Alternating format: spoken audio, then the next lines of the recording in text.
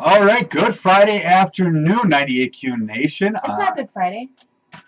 It's not Good Friday yet? Easter. Oh, that is That's Easter. next Okay. spring. Happy Friday afternoon, 98Q Nation. I am the Dish. I am Tam. And you are on the local twist. We're very excited because this is our first podcast. We have been looking forward to this for some time now. Yes, we've actually done a couple of trial runs, but we didn't hit record. So this is actually the first recorded one. She's not very technologically savvy. It was he. Yeah, right. Let's go with that. Okay. So the whole purpose.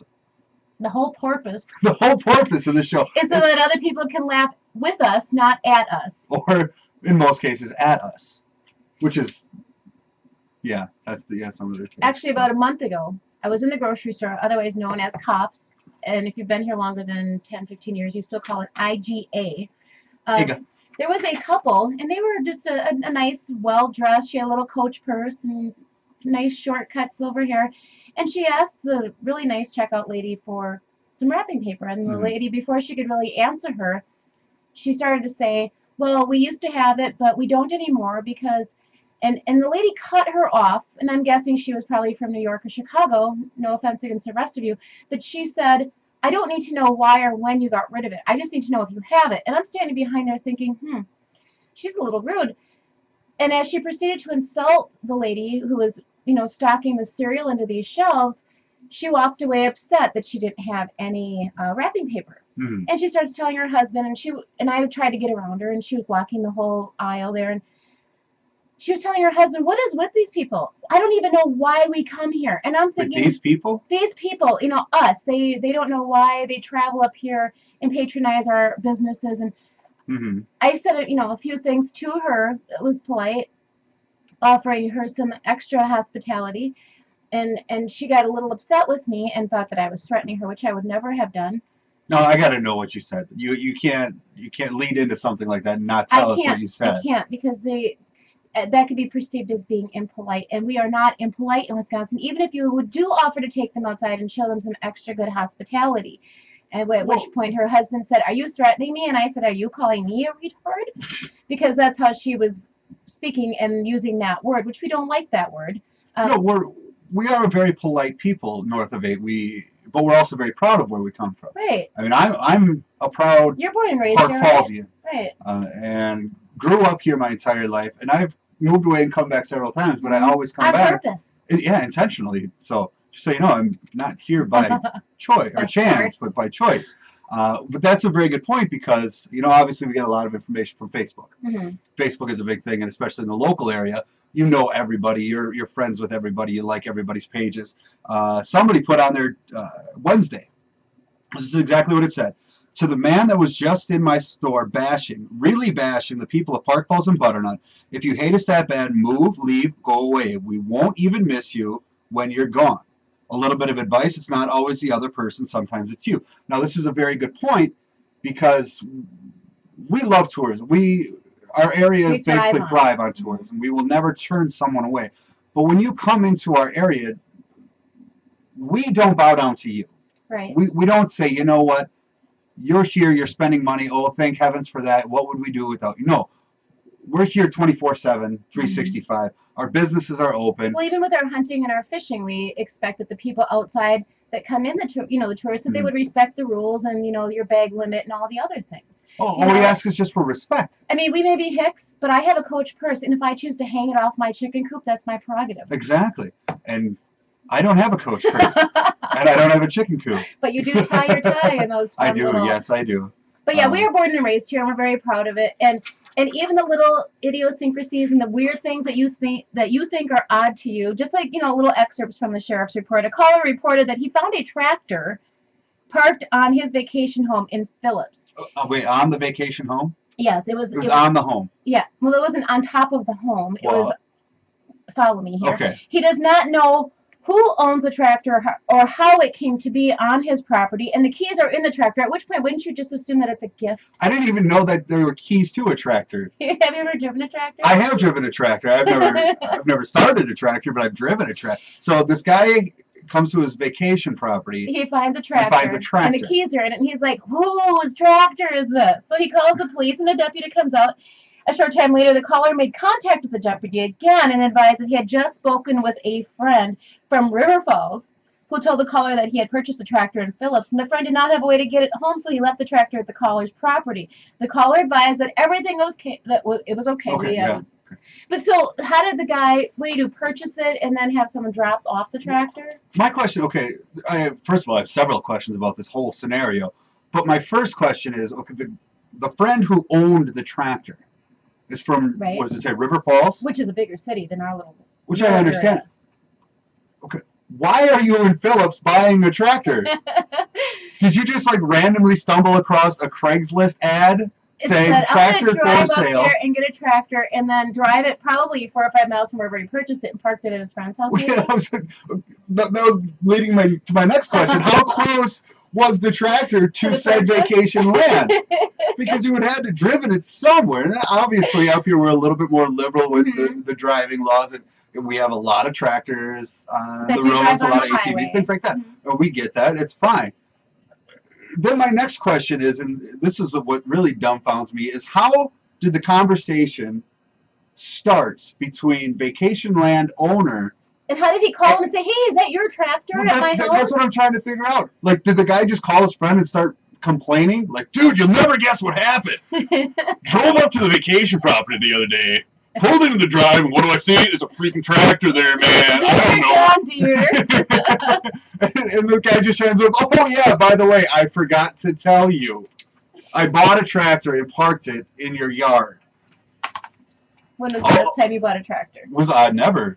I've never purchased a tractor. Well, we know it was not fall. However, if I do buy a tractor, I know where to park it now. In his yard or in my yard? Well, apparently I can park it in whoever's yard I want. You do have to be very careful when you are driving past our yard because, as you know, and if you are from a bigger city, things are about free-range chickens and organic this and organic that. Yeah. And our chickens are free-range, and we had a mishap last week.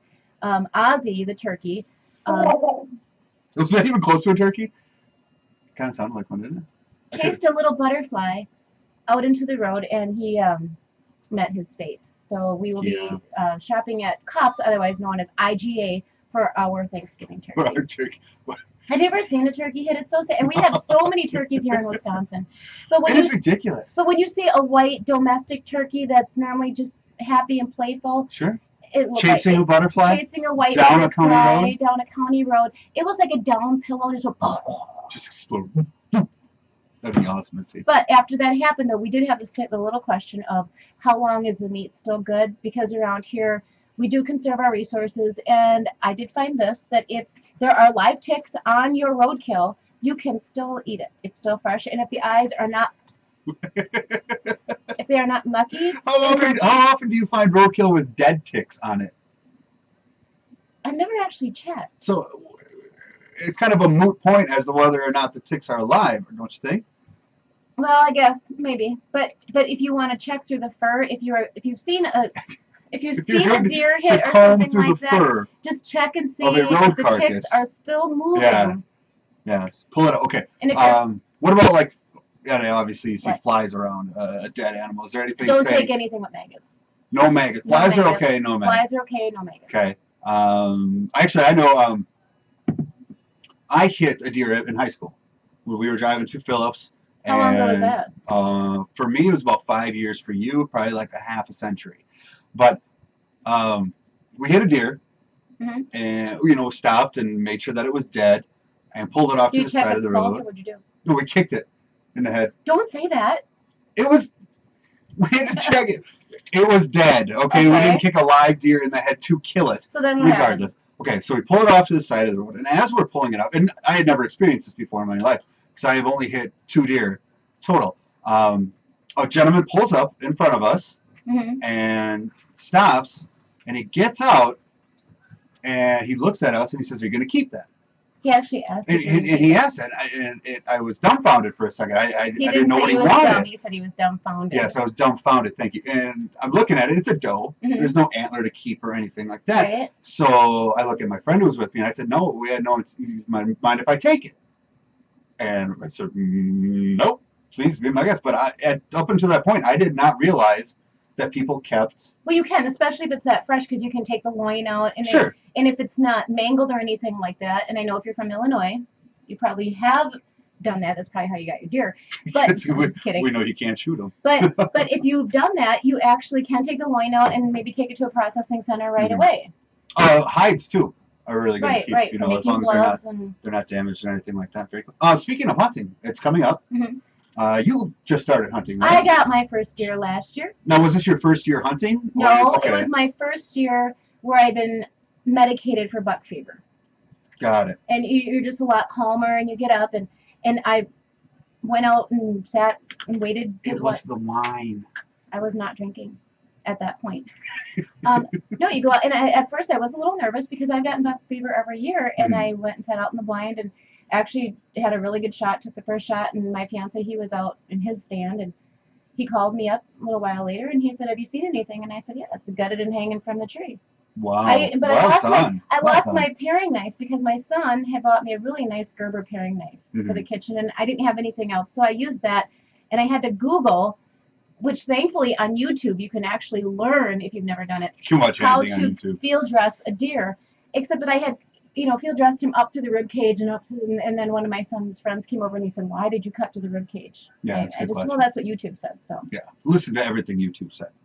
And speaking of that, we want to thank our sponsors for this show first and foremost. Studio One Salon and Day Spa, who did her beautiful hair. And my roots, thank you for this nice fresh color. And also, I was noticing they're less gray this day.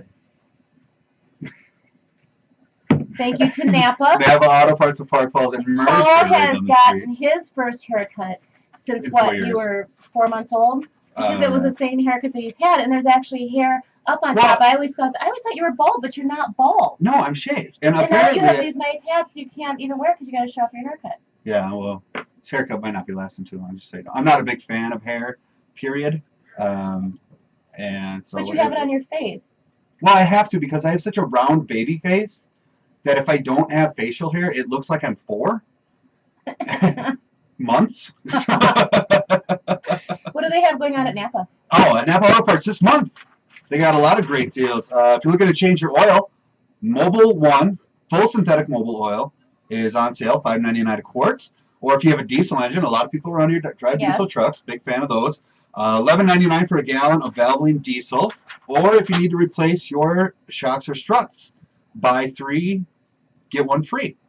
You really can't go wrong with that. Brake pads are always on sale. Stop in, get their flyer. I do. You do? I do. Well? No. Of course. My car's still on the road. Oh, I got to tell you this. I had an ex-husband that offered to do my brake pads.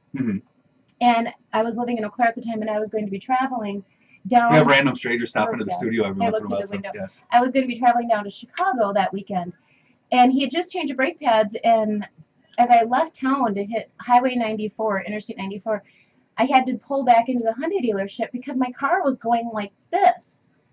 It was going like this. I didn't know what to do. It was all over the place. They said, "How's a car go like this?" But it's tires. The tires were not. Oh, okay. They weren't put back on. They said apparently your lug nuts were placed back on the car. It was not intentional. Thank heavens you got that. That's what they said too. We don't know how you actually got over here. No, absolutely. We'll take one more look at the sheriff's report for Phillips, Wisconsin this week. It says, in the sheriff's report, a bicyclist ran into his car, not his own car, causing considerable damage, and no one was hurt. And Paul and I have discussed this before. Please be very careful with the kids that are out there right now. If they're not paying attention or they're looking for hot chicks, as my brother used to, they will run into your vehicle, usually on the door side of it. Now, normally you only see this in movies, where somebody's just driving along and then all of a sudden, squirrel, boom, hit the car, which is hilarious on a movie. Tell me you've never run into anything with your bicycle. You bike everywhere. You had to have been looking off to the side. I've never run. I've obviously hit potholes. Or staring at your reflection in the window or something like that. I mean, it had to have happened at some point. No, have you seen it? Why would I stare at this? No. No, I don't get distracted on my bike because You're more... Well, actually, I shouldn't say that. I get distracted in the nature and everything around me, but I'm always paying attention to what's going around me. Okay. But you've never hit anything? No, I've never hit anything with my bike. But I would love to see that. Why would you love to see that? Please, I'm not a malicious person, and I don't take enjoyment in other people hurting themselves. However, if I get the chance to sit there as a spectator and watch an unsuspecting bicyclist people pay millions of dollars drive into a car unsuspecting. I would just love to see like that split-second reaction. We used to actually feel really bad for my brother because he would do this often, and he would kind of pick himself up. He'd be checking out girls, and he'd hit a car, and he'd fall down, and we'd be riding either behind him or whatever, and don't worry about him, he just hit another car. He would dust himself Jerry, off. thank you very much for that. We really appreciate the entertainment value you provided as a child. That's awesome. A caller reported she believes she may have received a counterfeit $20 bill. Now, this is very important. This happened in Catawba and in Prentice. Pay attention, folks. This is important. A counterfeit $20 bill while working at the Pie Social stand in Prentice during Prentice Progress Days. The caller said she asked 3 different people who also worked at the bank if the $20 bill was counterfeit that they were receiving at this Pie Social. Because if you take the time to make a $20 bill, you should definitely bring it to Prentice, Wisconsin, and spend it at a Pie Social. Well, if you think about it, it's like the best way to launder money ever. At a Pie Social? At anything. And I'm not, okay, don't get me wrong, I'm not saying you should make counterfeit money. Don't. But, I mean, theoretically, if you think about But if you're going to, spend it here. If you make forged money, where would you rather take it? To a store that you know has a little pen checker thing? Or to a community function? Please don't take it to our sponsors, Napa and Studio One Salon and Day Spa. And basically you can pass it off. I mean, the guy was intelligent about it. But the funny thing is these $20 bills were printed on what looks like Japanese money. There is one at this Catawba Farm Supply. Yes, the Catawba Farm Supply on Highway 8. You can go in there, and they did take a carbon, I guess, another copy of the counterfeit money. It's worthless anyway, so why not take a color photo of it? So you can take a look at it. But yeah, I don't understand why they would take it to a Pie Social. Well, maybe they just really like pie, and they couldn't afford it. Maybe it was an expensive pie. Maybe it was a really good pie. Speaking of pie, do you bake? Of course I do. Do you? I am a phenomenal baker. And I'm my homemade crust. I go out and pick my berries, pick my apples. So everything's basically fresh and everything like that? Well, we have to, because in our house we were very intolerant to canned and MSG and all those other kinds of things. Madison Square Garden, I can see why you don't like that. No. Oh. Not Madison Square Garden. Oh, okay. Well, then enlighten me. What is the difference between canned food? Well, I mean, obviously, freshness. Well, all back to that you don't get that stuff. Deliciously sweetened syrup with your fresh picked One of the greatest things that people from out of this area can't have is the homegrown, neighbor's cow came over, took a crap in your yard and fertilized your garden, and you've got these great big bean plants and sweet potatoes, and you're going to make yourself a good old pie. There you go. That's right. You can't get that anywhere else but northern Wisconsin. That's all I have for today. That's all I have too. Happy weekend. Thank you very much for joining us on the first installment of The Local Twist with Twisted Dish. And I'm Tam. You guys take care. Have a great weekend. We'll see you next week.